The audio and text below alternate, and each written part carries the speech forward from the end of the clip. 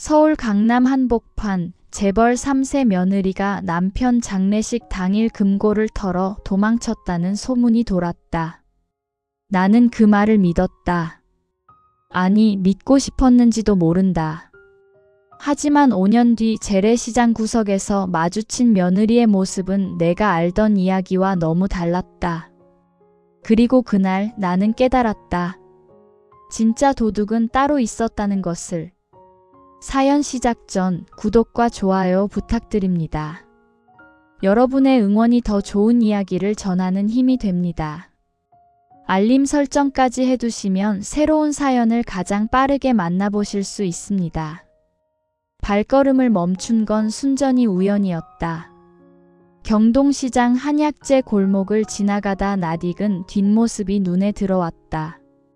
아니, 낯익다는 표현도 부족했다. 그 여자의 실루엣은 5년이 지난 지금도 내 뇌리에 선명했으니까. 정수진. 내 죽은 아들의 아내였던 여자. 그녀는 좁은 순댓국집 앞 플라스틱 의자에 앉아 있었다. 옆에는 아이 둘. 초등학생쯤 돼 보이는 남매였다. 그들 앞에 놓인 건 고작 순댓국 한 그릇. 엄마가 국물을 떠서 딸아이 입에 넣어주는 모습이 보였다. 아들은 김치만 집어먹으며 동생을 바라보고 있었다. 심장이 쿵 내려앉았다. 1억 원을 들고 도망친 여자가 왜 5년이 지나도 서울 한복판에 있는 거지? 금괴를 가져갔다던 여자가 왜 아이들과 순댓국 한 그릇을 나눠 먹고 있는 거지? 정수진의 옷은 빛이 발해 있었다. 얼굴은 5년 전보다 10년은 더 늙어 보였다. 손등에는 상처가 여러 개 보였고 청소 일을 하다 생긴 것처럼 거칠었다. 아이들은 더 말랐다. 특히 딸아이는 너무 창백해서 혹시 아픈 건 아닌가 싶을 정도였다. 나는 20m쯤 떨어진 채 그들을 지켜봤다. 다가갈 수도, 그렇다고 그냥 지나칠 수도 없었다. 기억은 선명했다. 2018년 11월 3일. 장남 민석이의 장례식 다음날 새벽 집안이 난리가 났다. 서재 금고가 열려 있었고 현금 1억 원과 금괴 5돈이 사라졌다. 며느리 수진이도 함께. 막내 며느리가 울면서 말했다는 것이다. 새벽에 화장실 가다가 봤다고. 언니가 낯선 남자와 함께 검은색 차를 타고 나가는 걸 목격했다고. 나는 그 말을 믿었다. 아니, 믿을 수밖에 없었다. 빈 금고와 사라진 며느리, 그리고 목격자의 증언. 모든 증거가 그녀를 가리키고 있었으니까. 그날 나는 정수진의 모든 흔적을 지웠다. 집안 사진에서 오려내고, 호적에서 파내고, 심지어 손주들마저 외면했다. 도둑의 자식들을 어떻게 받아들일 수 있겠는가? 5년 동안 나는 그렇게 살았다. 그런데 지금 내 눈앞의 광경은 뭐란 말인가? 무언가 잘못됐다. 집으로 돌아오는 내내 머릿속이 복잡했다. 1억을 가진 여자가 왜 아직도 가난한가? 금괴를 팔면 당장 편하게 살 수 있을 텐데 왜 아이들과 순댓국 한 그릇을 나눠 먹는가? 남자와 도망갔다면서 왜 혼자 아이들을 키우고 있는가? 의문이 꼬리에 꼬리를 물었다. 서재로 들어가 책상 서랍을 열었다. 가장 깊숙한 곳에 넣어뒀던 상자를 꺼냈다. 민석이의 유품이었다. 시계, 수첩, 그리고 몇 장의 서류. 수첩을 펼쳤다. 민석이의 글씨가 보였다. 아버지가 언젠가는 진실을 알아주실 거라 믿는다. 손이 떨렸다. 진실? 내가 모르는 진실이 있단 말인가? 그날부터 나는 5년 전을 다시 파헤치기 시작했다. 처음엔 조심스럽게, 나중엔 집요하게. 먼저 옛 친구에게 연락했다. 30년간 경찰로 일하다 은퇴한 윤 반장이었다. 그에게 정수진의 행적을 추적해달라고 부탁했다. 사흘 뒤 받은 보고서를 보고 나는 숨이 멎는 줄 알았다. 정수진은 현재 3곳에서 일하고 있었다.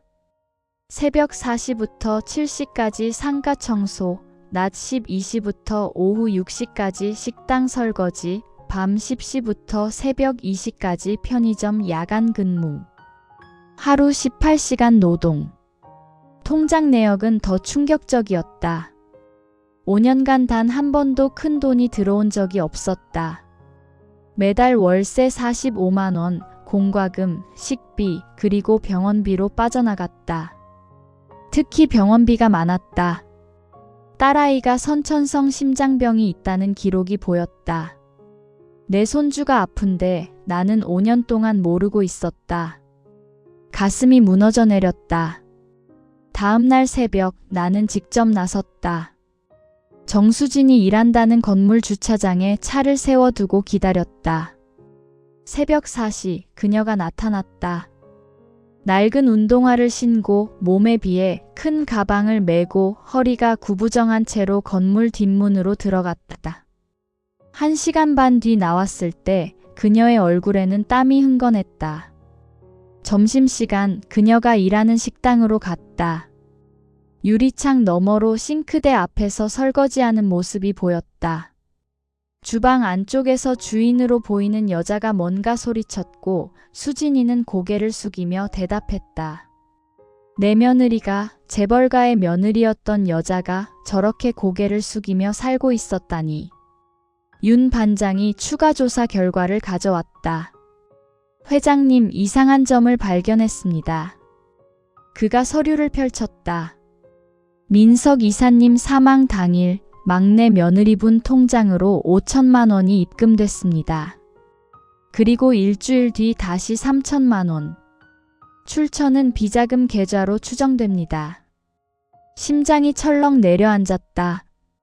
금고에서 사라진 돈과 정확히 일치합니다. 막내 며느리. 그러니까 둘째 아들 준혁이의 아내 말인가? 그리고 이것도 보십시오. 윤 반장이 또 다른 서류를 내밀었다. CCTV 캡처 사진이었다. 민석 이사님 사망 당일 밤 11시 회사 주차장 CCTV입니다. 이 사람이 누구입니까? 사진 속 인물은 준혁이었다. 내 둘째 아들. 그가 민석이 사무실에서 뭔가를 들고 나오는 장면이었다. 왜 민석이 형 사무실에? 그것도 사망 당일 밤의 말입니다. 이상하지 않습니까?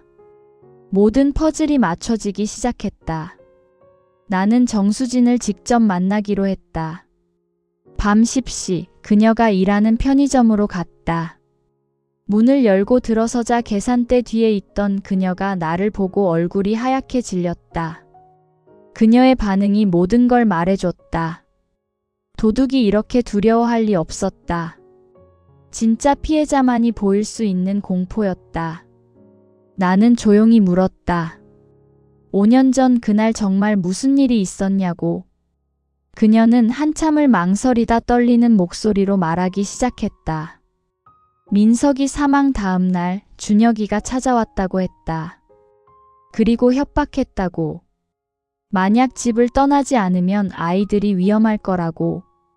형이 사고로 죽은 게 아니라고, 자신이 브레이크를 조작했다고 조용히 귀띔했다고. 숨이 멎었다. 준혁이가? 내 둘째 아들이 형을 죽였단 말인가? 수진이는 계속 말했다. 금고는 자신이 열지 않았다고. 비밀번호조차 몰랐다고. 그냥 아이들만 데리고 나왔을 뿐이라고. 준혁이가 형수님이 도둑질하고 도망갔다고 소문내면 아무도 자신을 믿지 않을 거라며 협박했다고. 그리고 실제로 그렇게 됐다.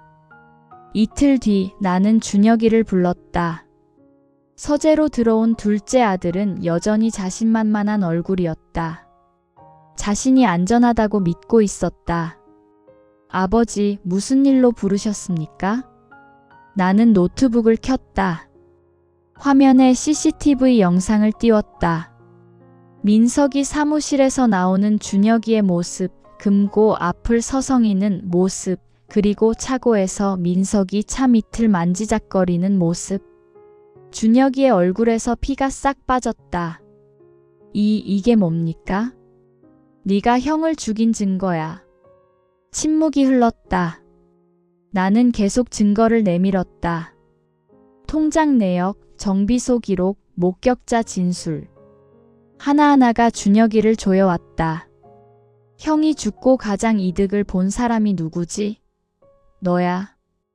회사 지분, 재산, 모든 게 내 손에 들어왔잖아.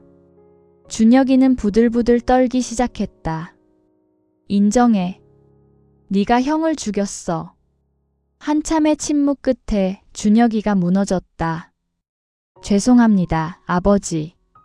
자백이었다. 형이 너무 미웠다고, 항상 형만 사랑받았다고, 회사도 형 차지였다고. 그래서 브레이크를 조작했다고. 사고처럼 보이게 했다고.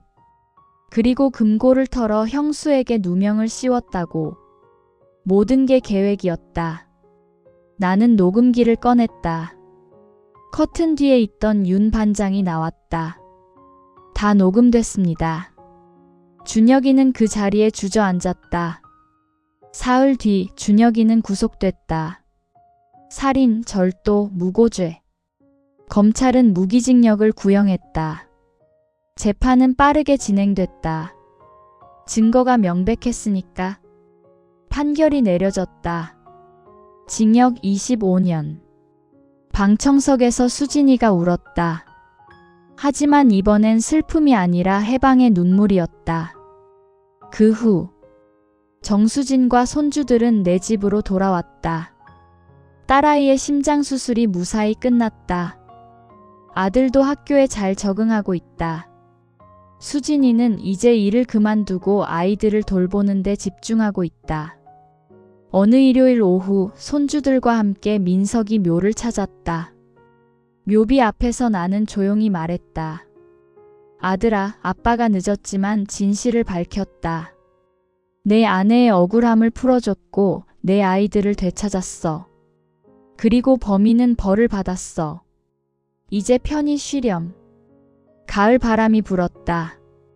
돌아서는 내 손을 손주들이 꼭 잡았다. 작고 따뜻한 손이었다. 5년간의 오해와 미움이 끝났다. 이제 남은 건 사랑과 회복뿐이다. 진실은 언제나 밝혀진다. 다만 시간이 걸릴 뿐이다.